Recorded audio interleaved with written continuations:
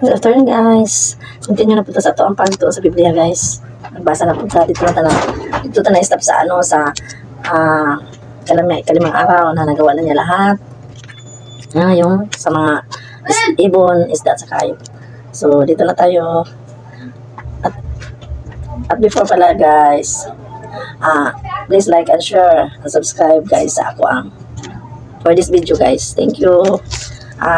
Dito na sa At ito nga ang nangyari. Pinagmasdan ng Diyos ang lahat niyang ginawa at lubos siyang nasiyahan. Lumipas ang gabi at sumapit ang umaga. Yun ang ika-6 na araw. Ika-6 na. Nilikha nga ng Diyos ang langit at ang lupa at ang lahat ng bagay na naroon. Tinapos niyang likhain ang lahat ng ito sa loob ng 6 na araw at siya ay nagpahinga sa ika-7 araw.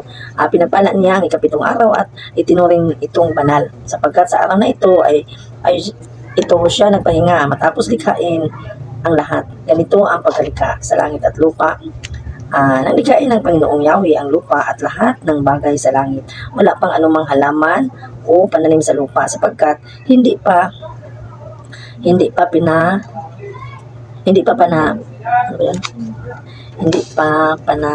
pananim sa lupa sapagkat hindi pa nagpapaulan noon ang Panginoon Yahweh at wala pa rin nagsasaka.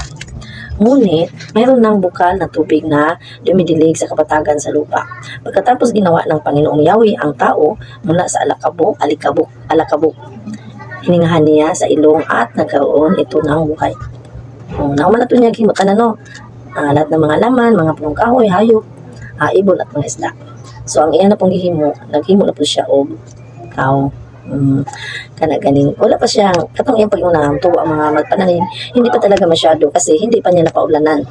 Hindi pa masyadong tumubo ang mga kasi nga basta ng mga damo. Kasi yung mga damo yun ang kakainin ng mga hayop. Hindi pa masyado kasi hindi pa niya napaulanan. Pero meron ng mga bukal na tubig, ilig dito sa mga halamanan. So ayun, hawa siya ng tao sa pamamagitan ng alikabok o lupa. Naghimo siya ba? Yang iporma, di ba? Kana magduduwa bitaw sa gamay bata maghimo-himo tagtaw-taw ang kanang bal sa yuta atong So mao na ang buhat. Pagkahuman iyang nagipahigda to niya ang iyang gihimo na tao na porma og lalaki. Pagkahuman iyang naporma na giihoy pa niya ang ilong, giihipan niya ang ilong. So mao to nagkaroon sa pamamagitan ng pag-ihip sa ilong dito sa ilong ng Diyos ang katong tao sa pamamagitan sa pag-ihip niya nagkaroon ng buhay ang katong ginawa niya na kanang tao na sa pamamagitan ng lupa, alakabok.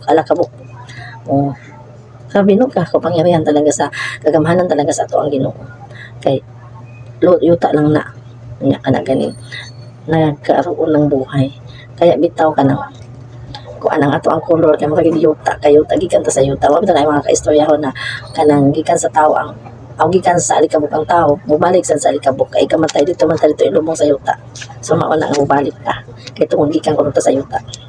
Pero mabasa lang ato dito sa mga huli-huli, guys.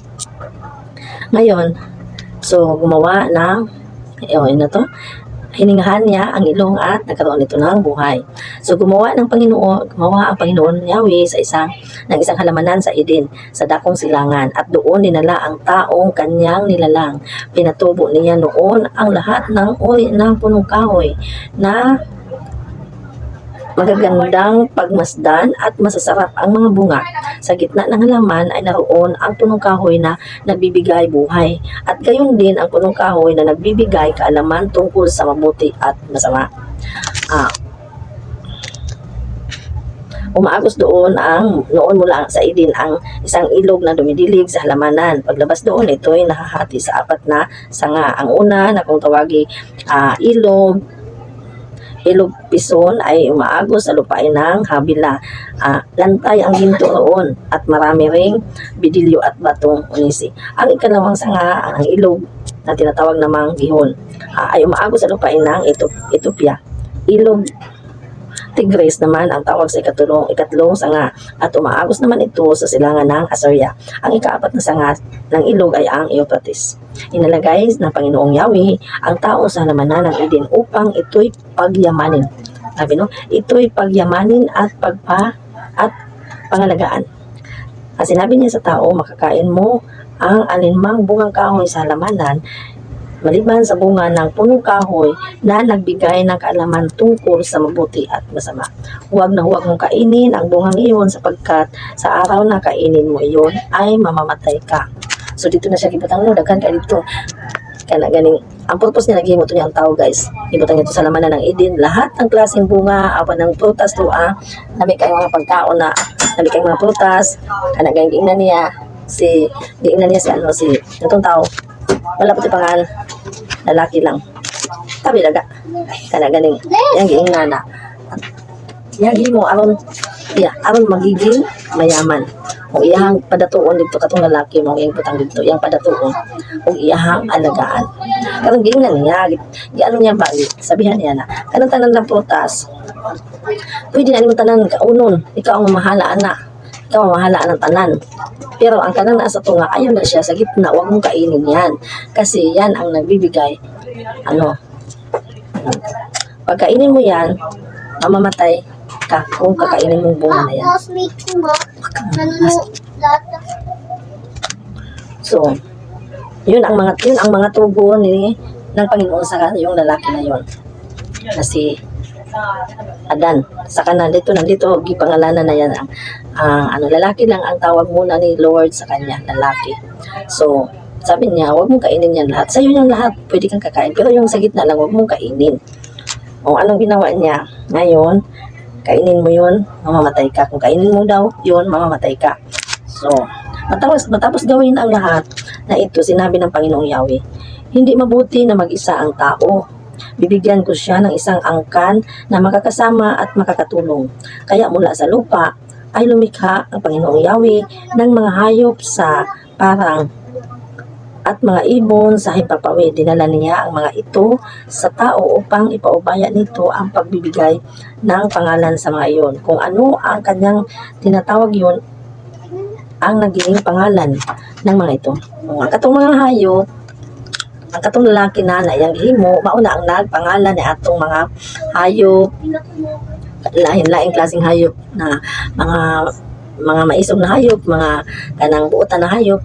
O si katong lalaki ang gitugutan, gipahintulutan sa Panginoon na magbunyag atong mga kanang mga hayop mo imong hatag og mga pangalan gida sa iya dito. Itong mga ibon, katong mga hayop siya na ang nagpangalan ato. And then, ang tao nga ang nagbigay ng pangalan sa lahat ng ibon, sa himpapawid at hayop sa parang, ngunit wala isa man sa mga ito ang nababagay na makasama at makatulong niya. Umanan niyang pangan, pero nagmasid ang Panginoon sa iyaha nga. Walay mabagay sa iyaha nga niya ba, kanang kasama niya. Walay mabagay daw na hayop, walay mabagay na katong mga ibon, wala, kundi. Ang sabi niya, makatulong sa iya, pwede ni nga mao ni makatabang sa iya ang kaning mga hayop. Kaya pinatulog ng Panginoong Yahweh ang tao. Hoy, huwag kayo maingay ga. Ang tao samantalang nilihim niyang nahihimbing kinuha niya. Samantalang nahihimbing kinuha niya ang isang tadyang nito at pinaghilom ang laman sa tapat niyan. Ang tadyang na iyon ginawa niyang isang babae at dinala niya ito sa lalaki. Sinabi ng lalaki, sa wakas narito ang isang tulad ko, laman ng aking laman, buto ng aking buto, babae ang itatawag sa kanya sapagkat sa lalaki siya'y kinuha. Pagkatulog atong lalaki, ikuha niya din ako sa katadyang. Kalibang gusok na to ba? Gikuha ako sa kagusok. Unya, nagporma na po ang Ginoo nga tuog ka na. Nagporma siya og tao na po. Nagporma na po siya og sa ka babae. Unya, gibutang to niya dito ang gusok dito sa babae na iyang porma. So maunang linganan siya og babae kaya ang iyang kanang kuan gikan gikuha dito sa lalaki. So mao day meaning anang babae. Nakitang babae gikan ta dito sa lalaki, gikuha dito ang ato ang kaning giusa din to kag usab gikan na dito sa lalaki. At dinala niya ito sa lalaki, sinabi ng lalaki. Ayun. Ito ang dahilan kaya iniiwan ng lalaki ang kanyang ama at ina. Nagsasama sila ng kanyang asawa at sila'y nagiging isa. Kapwa hubad noon ang lalaki at ang babae, ngunit hindi sila nahihiya. Kaya mao di ang dahilan na ang babae mubiya ug ang lalaki mubiya sa ilang mama o sa ilang papa kay tungod magsama na silang dalawa. So ano na kana ganing giano na nadaan sa Ginoo no. Gitag na nadaan sa Ginoo, gideclare na daan sa Ginoo nga ang lalaki ang babae para sa lalaki, ang lalaki para sa babae. No. Mauna mo biya ang babayeng anak, ang lalaking anak sa mga magulang kay silang dalawa ay mag-uban, ay magsasama. Ayun. Tapos at sila ay nagiging isa. Kapwa hubad sila. O kapwa sila hubad. Wala sila yung mga damit. Galing sila sa alikabok. Wala sila yung mga damit. Ngunit, hindi sila nahihiya. Kaya wala man to sila ka ng kung sa kuan pa ka na galing. Mga abnormal sila pa. Wala sila hindi nila alam ang kanang masama at saka mabuti. Hindi nila alam. Kaya nga, sinabihan sila na huwag kayong kakain sa punong bunga sa punong kahoy. Nasa tunga ba yung tunga? Nagkakaganto dito mga punong kahoy. Ang katong nasa tunga, sa gitna, dili pagkaon sa Ginoo sa ilaha. Kaya kung makakaon sila ato, magkaroon na sila ng kana ganing magkaroon sila o kanabang una ba na dautan o maayo.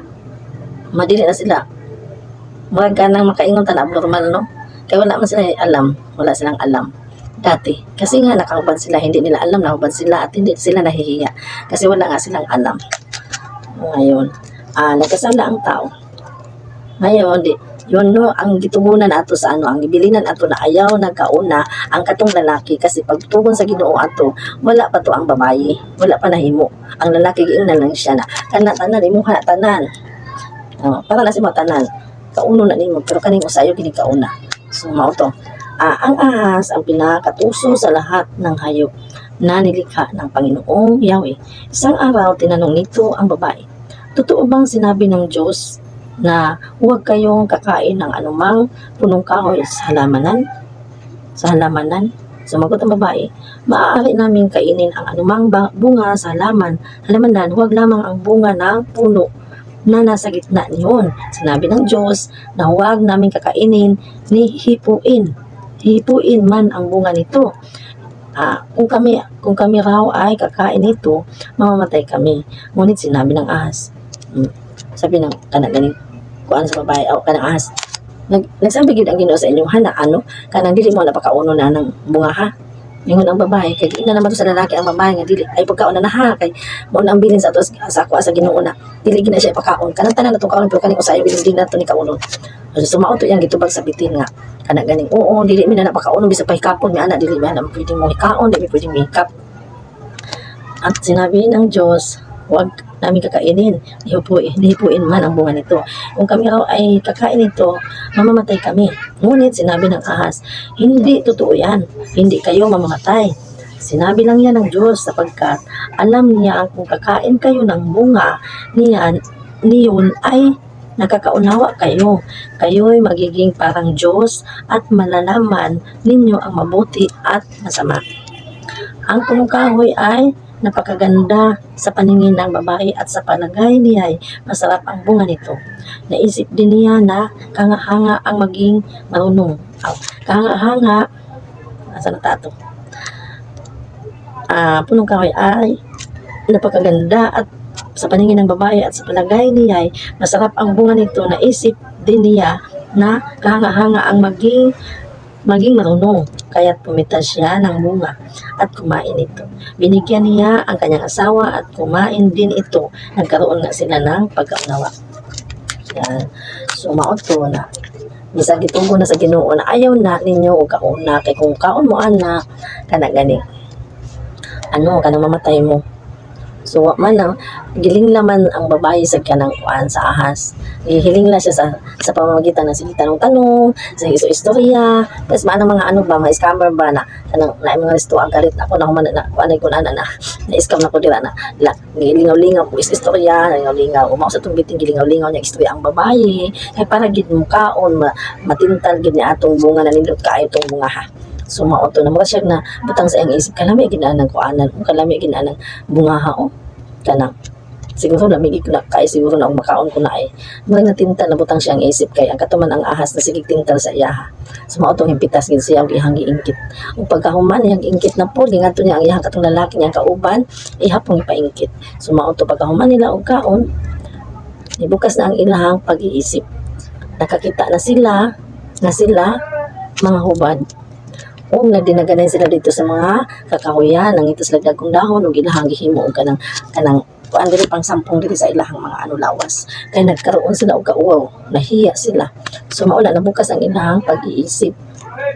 So ilahang gisupak ang kuan sa Ginoo no ang tugon sila sa Ginoo ilang gisupak wa sila kaagwanta sa ganing mga tentasyon, wa nila nalagpasan ang mga tentasyon. So mauna nga ganing kung dili gani ta maminaw di ta maminaw sa mga tambag, di ta maminaw sa mga sa halimbawa sa pulong di sa Ginoo, dili nato ibutang gid sa ato ang puso't isipan. Naagid ang kanang naagid na time, di naagid na kuan na matintal ka sa mga dautan. Matintal ka bisag unsa lang ang sa atong isip. So mao sa to ang mabay na isip na tintal gid siya sa sige ka nang kuan sa Ginoo sa kanang bitin sa iya. So mao lang guys kay sa next video na tawag padayon guys kung unsa ang mahitabo sa ilaha kay maulan to nagkuan sila mga dahon unya siguro nangurog na sila maayo sa kahadlok kay naamay nakuan naaman sila nakita ba na kalainan sa ilang pagkaon na atong bunga kay wa man to sila kakita ba sila wa man to sila nauwaw. So ilahagi nakuan nahadlok sila sa kanang gituon sa Ginoo sa ilang gisumpak nahadlok sila mao nang kurog sila maayo kay ang sila tinuod gid nga naay mahitabos tuwa kay ngano man na nakakita naman ta sa ato ang itsura nga mga huba ano na uwaw naman ta so naa gyud mahitabo anis tuwa ano ato magigisupak ang Ginoo naa na sila sa mga pagsisisi nangugkurog sila dito silang kadlo kay basim niya ug sa oras sa Ginoo. Ayan lang guys susunod na to na video guys kana ganing atong ikuan ang kuan ang sa susunod nato na sa video dito na to ikuan ang kuan kana ganing sumpay kung ano ang kasunod.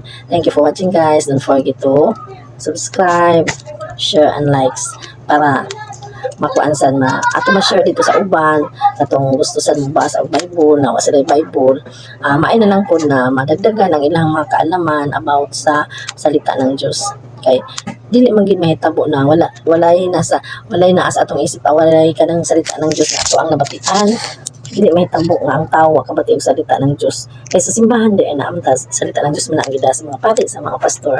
So may na lang madagdagan ang ato ang mga kaalaman ba sa pinaagi sa pagtanaw ninyo pagpaminaw sa gusto lang kay ato man ning gibasa ang Bible gikan diri sa sinagdanan o asa na ta ni masangko. So bye bye guys, thank you for watching guys.